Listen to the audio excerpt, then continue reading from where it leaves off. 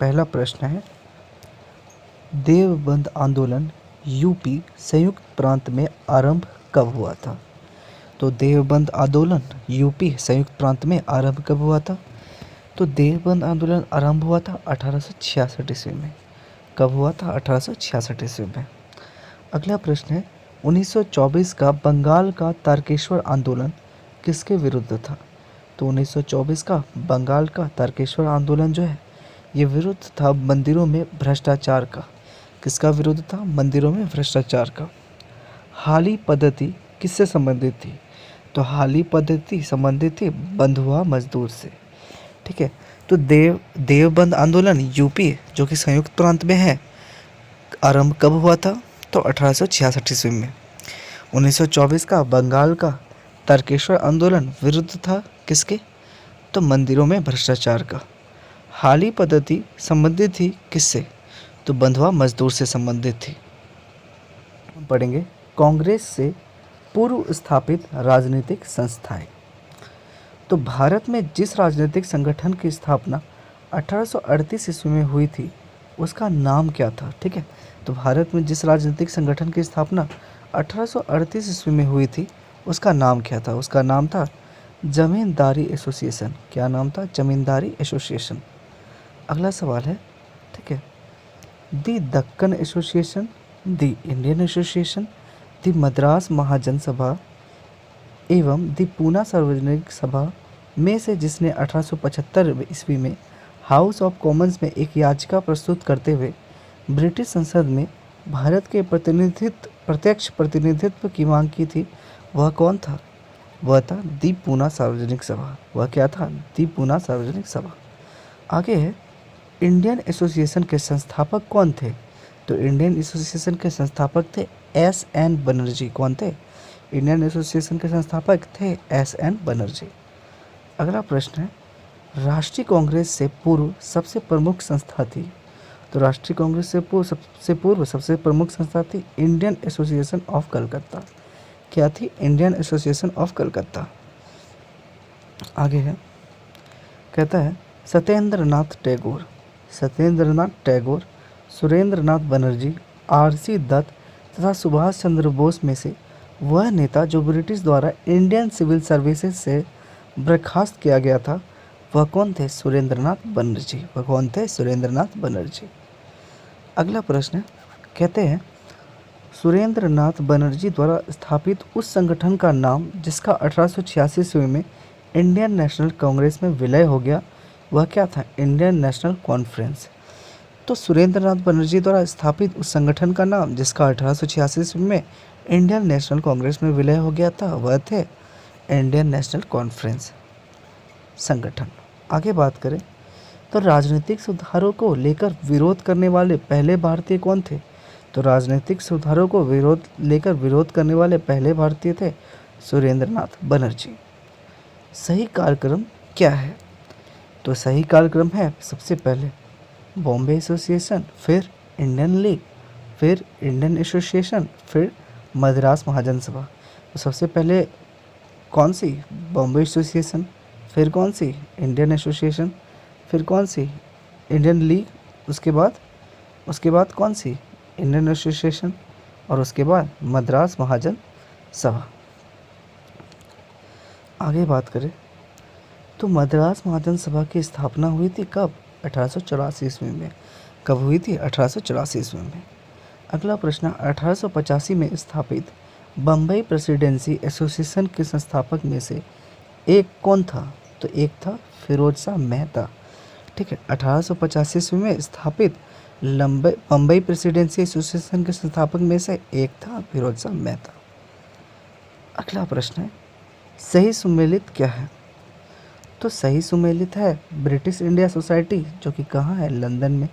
East India association London में, national India association London में, और इंडियन एसोसिएशन कलकत्ता में। तो ध्यान देंगे, ब्रिटिश इंडिया सोसाइटी लंदन में, ईस्ट इंडिया एसोसिएशन लंदन में, नेशनल इंडिया एसोसिएशन लंदन में, इंडियन एसोसिएशन कलकत्ता में। संस्थाओं का सही कालक्रम है। तो संस्थाओं का सही कालक्रम है, पहला बंग भाषा प्रकाशिका सभा, फिर है लैंड होल्डर सोसाइटी, फिर है बंगाल ब्रिटिश इंडिया सोसाइटी और उसके बाद है इंडियन लीग।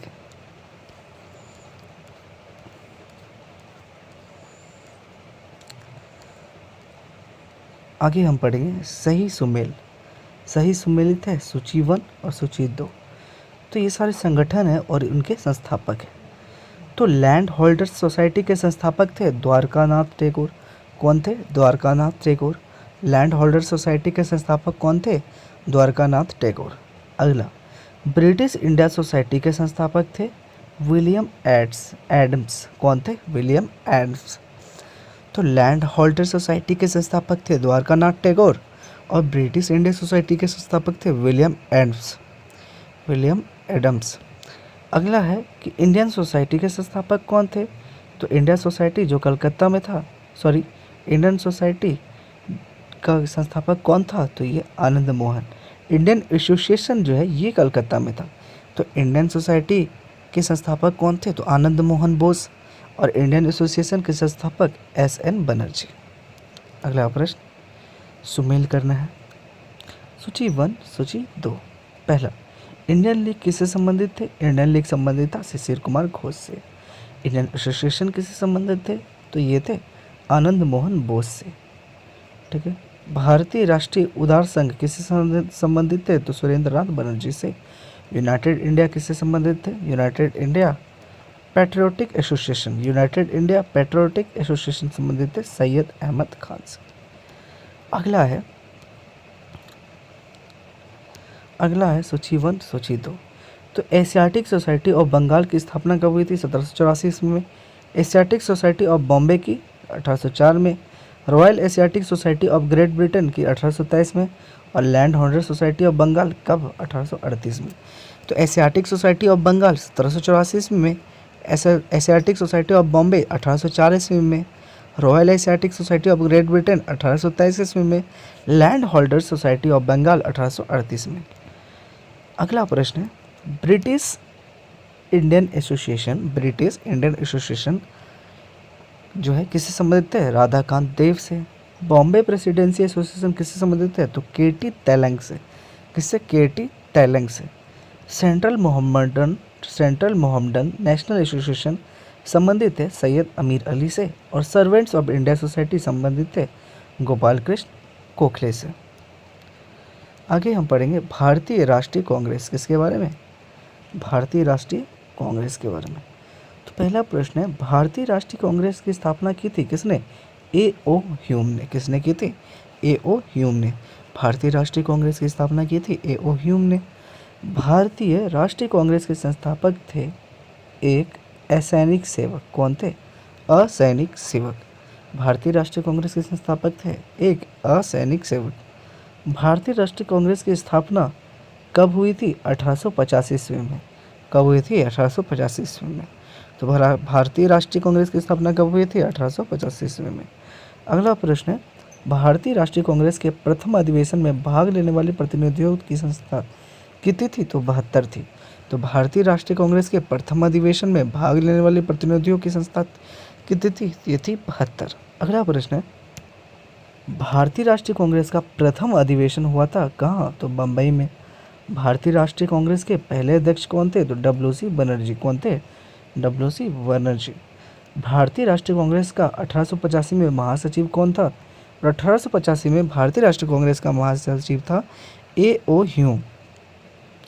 भारतीय राष्ट्रीय कांग्रेस की स्थापना के समय भारत का वायसराय कौन था? तो लॉर्ड डफरिन। भारतीय राष्ट्रीय कांग्रेस की स्थापना के समय भारत का वायसराय था लॉर्ड डफरिन। कहता है कांग्रेस को सूक्ष्मदर्शी अल्पसंख्यक जनता का प्रतिनिधि बताते हुए उसका मजाक उड़ाया था किसने? लॉर्ड डफरिन ने। कांग्रेस को सूक्ष्मदर्शी अल्पसंख्यक जनता का प्रतिनिधि बताते हुए उसका मजाक उड़ाया था लॉर्ड डफरिन ने।